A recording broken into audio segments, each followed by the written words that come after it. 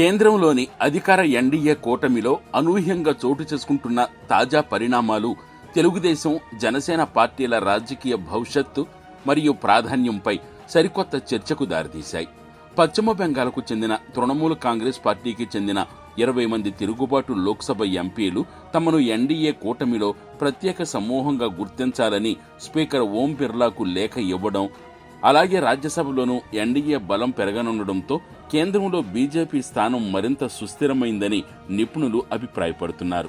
ఇన్ని రోజులు కేంద్రంలో ప్రభుత్వం ఏర్పాటు కావడానికి ఏపీ నుంచి టీడీపీ సాధించిన ఎంపీ సీట్లు, బీహార్లో నితీష్ కుమార్ అత్యంత కీలకంగా వ్యవహరించగా, ఇప్పుడు కొత్తగా తోడైన మద్దతుతో బీజేపీకి ఇతర ప్రాంతీయ పార్టీలపై ఆధారపడే అవసరం కొంత తగ్గే సూచనలు కనిపిస్తున్నాయని గ్రౌండ్ లెవెల్ వర్గాలు చర్చించుకుంటున్నాయి.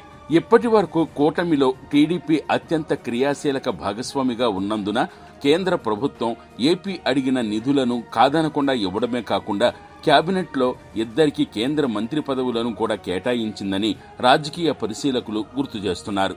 అయితే పార్లమెంటులో ఎన్డీఏ సంఖ్యాబలం మరింత పెరిగిన నేపథ్యంలో కూటమిలో గతంలో ఉన్నంత హవా ఇకపై టీడీపీకి దక్కకపోవచ్చనే వాదనలు బలంగా వినిపిస్తున్నాయి.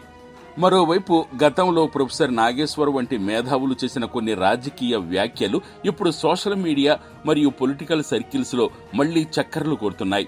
బీజేపీ టీడీపీ పొత్తు కేవలం తాత్కాలికమేనని, వైఎస్ జగన్మోహన్ రెడ్డి బీజేపీకి లాంగ్ టర్మ్ ఫ్రెండ్ అంటూ అప్పట్లో వినిపించిన విశ్లేషణలు నిజమయ్యే అవకాశాలకు ఈ తాజా పరిణామాలు సూచిస్తున్నాయా అనే కోణంలో కూటమి అంతర్గత వర్గాల్లో చర్చలు మొదలైనట్లు సమాచారం.